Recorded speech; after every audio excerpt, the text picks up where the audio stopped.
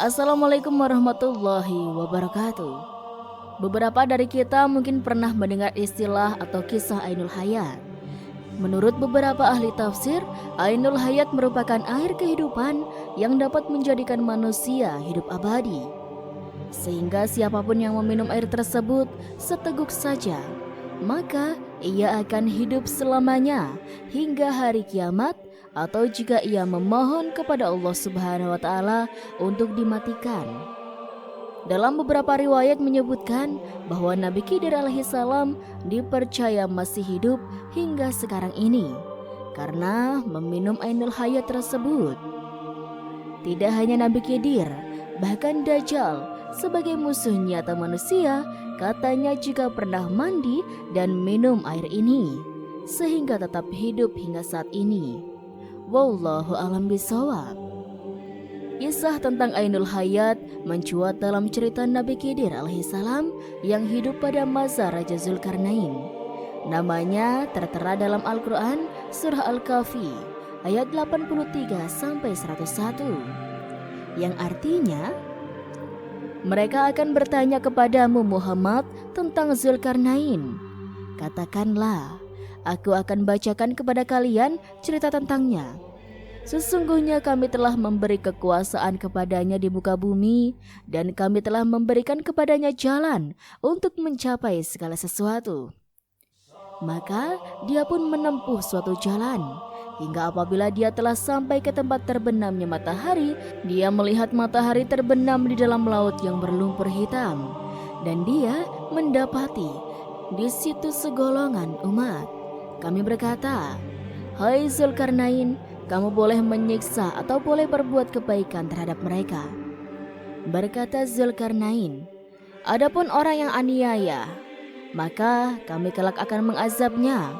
Kemudian dia dikembalikan kepada Tuhannya, lalu Tuhan mengazabnya dengan azab yang tiada taranya.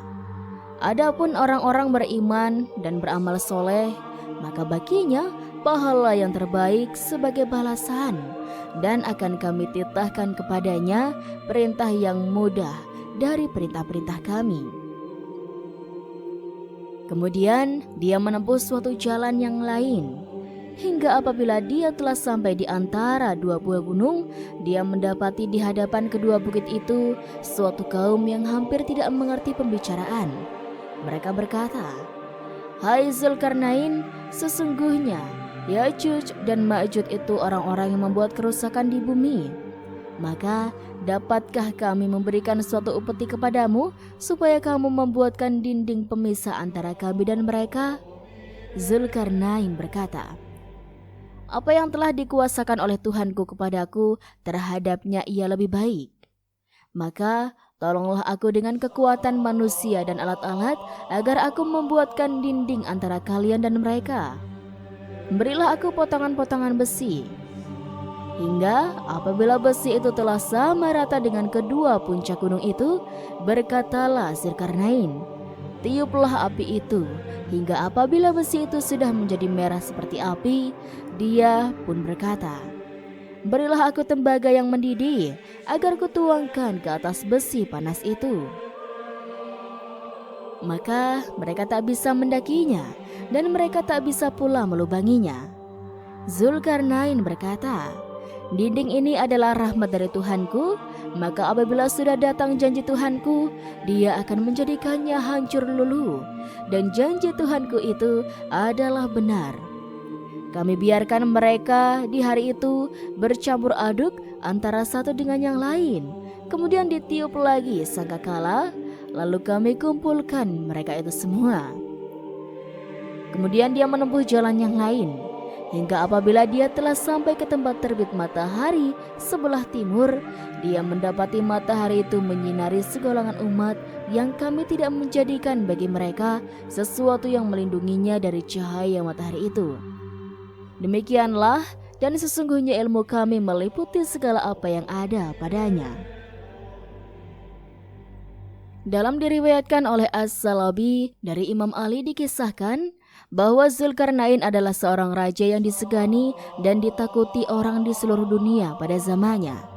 Ia juga raja yang sangat taat kepada Allah Subhanahu wa taala, sehingga oleh Allah Subhanahu wa taala ia diberi pendamping seorang malaikat yang bernama Rafail. Sebab ia terus bersama malaikat membuatnya selalu bertanya tentang dunia dan akhirat. Ia bertanya bagaimana dengan ibadah malaikat kepada Allah.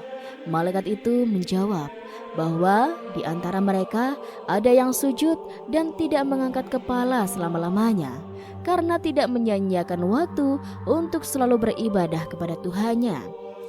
Mendengar penuturan malaikat itu, Zulkarnain lalu mengatakan bahwa dirinya ingin hidup selama-lamanya agar ia bisa lebih lama beribadah kepada Allah.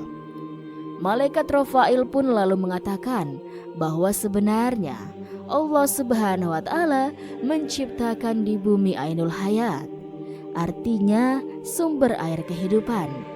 Siapapun yang meminum air itu, maka ia tidak akan mati sampai hari kiamat. Atau jika ia memohon kepada Allah Subhanahu wa taala untuk dimatikan. Zulkarnain lalu mengumpulkan seluruh ulama untuk mencari tahu keberadaan Ainul Hayat tersebut. Ternyata hanya satu orang yang mengetahui, yakni Nabi Khidir alaihissalam. Nabi Khidir telah membaca wasiat tentang air tersebut dari Nabi Adam alaihissalam. Menurutnya, Ainul Hayat berada di tempat yang gelap dan tempat yang terbitnya matahari ujung dari dunia. Raja kemudian mengumpulkan pasukan untuk mencari tempat tersebut. Selama 12 tahun perjalanan, akhirnya mereka berhasil menemukan tempat terbitnya matahari. Digambarkan itu adalah sebuah tempat yang gelap, namun bukan gelap seperti malam hari, namun gelap karena ada pancaran seperti asap. Kemudian Raja Zulkarnain mulai memasuki tempat tersebut bersama Nabi Khidir dan beberapa tentara yang ikut masuk dan yang lainnya lagi menunggu di tepi luar. Ketika mereka berjalan pada tempat gelap tersebut, Allah memberi wahyu kepada Nabi Khidir. Wahai Khidir, bahwa sesungguhnya Ainul Hayat itu letaknya berada di sebelah kanan jurang, dan Ainul Hayat ini aku khususkan untukmu. Lalu Nabi Khidir alaihissalam menuju kanan jurang dan beliau menemukan Ainul Hayat itu. Beliau kemudian melepaskan pakaiannya, mandi dan minum Ainul Hayat tersebut. Nabi Khidir merasakan bahwa airnya lebih manis dari madu. Sesudah mandi dan minum air tersebut, Nabi Khidir keluar dari tempat itu dan menemui Raja Iskandar Zulkarnain. Raja tidak mengetahui apa yang telah terjadi atas diri Nabi Khidir alaihissalam. Wallahu a'lam bishawab.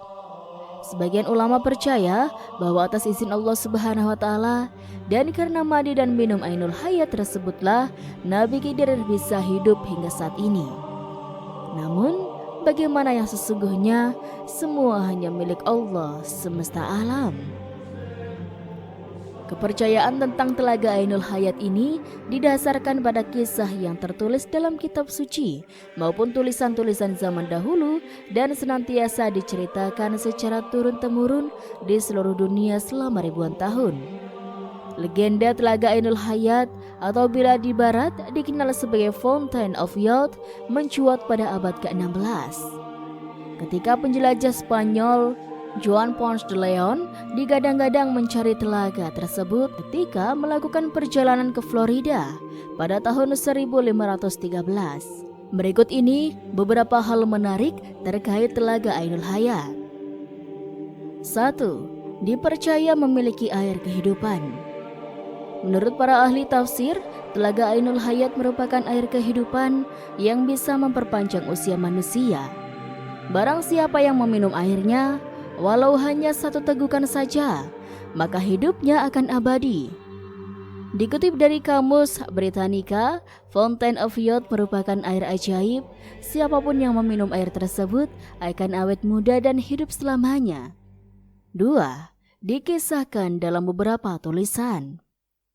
Telaga Ainul Hayat disebut telah muncul dalam tulisan-tulisan seperti Herodotus abad ke-5 sebelum Masehi, dalam roman Alexander abad ke-3 Masehi, Kisah-kisah Prester John awal perang salib abad ke-11 sampai 12 Masehi hingga tercantum juga dalam Al-Quran.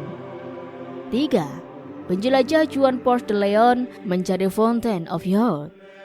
Terdapat catatan sejarah Juan Ponce de Leon diminta oleh Raja Ferdinand yang sangat mempercayai keberadaan Fountain of Youth untuk mencari keberadaan tempat misterius itu. Ponce de Leon yang merupakan ahli sejarah lantas ikut terlibat dalam ekspedisi yang dilakukan Christopher Columbus. Namun ekspedisi ini tidak dapat menemukan air yang tertera dalam legenda itu. 4. Disebut berada di Pulau Bermuda.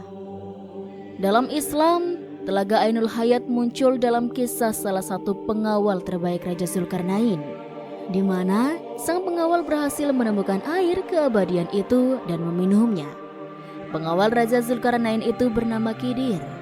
Dia salah satu nabi yang namanya termaktub di kitab suci umat Islam.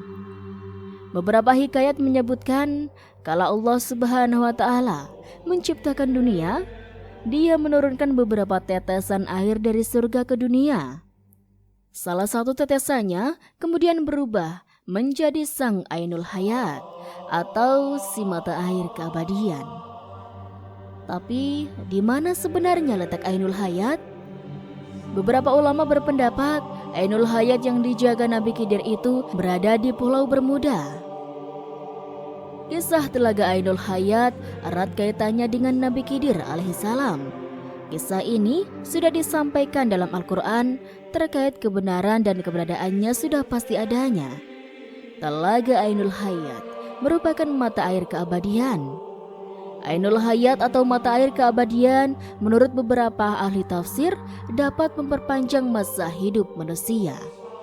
Dijelaskan oleh beberapa ahli tafsir bahwa barang siapa yang meminumnya maka hidupnya akan abadi. Kehidupannya dijamin oleh Allah Subhanahu wa taala hingga kiamat tiba, kecuali ia memohon sendiri untuk dimatikan. Bahkan selain Nabi Khidir alaihissalam disebutkan bahwa Dajjal sebagai musuh manusia pun pernah mandi dan minum mata air keabadian ini. Hal inilah yang menyebabkan kehidupan Dajjal dikenal abadi hingga saat ini. Pertanyaannya, dari mana asalnya mata air keabadian ini?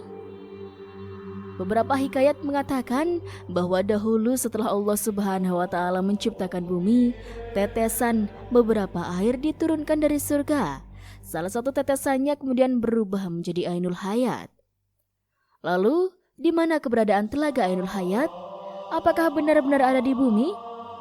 Terkait keberadaan Telaga Ainul Hayat ini, beberapa ulama berpendapat di mana lokasi air keabadian tersebut. Beberapa ulama berpendapat bahwa lokasi Telaga Ainul Hayat atau mata air keabadian tersebut dijaga ketat oleh Nabi Khidir alaihissalam yang berada di Pulau Segitiga Bermuda. Oleh karena itu, maka beredar kabar bahwa beberapa kapal dan orang hilang ketika melintasi daerah tersebut. Hal ini dikarenakan banyak setan berbondong-bondong mengelilingi daerah tersebut untuk merebut Ainul Hayat. Wallahu alam. Perlu diketahui, Pulau Segitiga Bermuda merupakan salah satu pulau yang dikenal paling misterius. Banyak kabar yang mengatakan kehilangan ketika melintasi daerah tersebut. Meskipun begitu, pendapat ulama ini hanya sebatas prediksi. Prediksi ini untuk menerka keberadaan dari Telaga Ainul Hayat yang sebenarnya. Tetap yakin kepada Allah Subhanahu wa taala bahwa hanyalah Allah Subhanahu wa taala yang mengetahui di mana lokasi Ainul Hayat yang sebenarnya. Wallahu alam. Dan itulah sobat sedikit kisah kali ini. Kurang lebihnya Rizky mohon maaf, dan sampai jumpa lagi di cerita berikutnya ya sobat.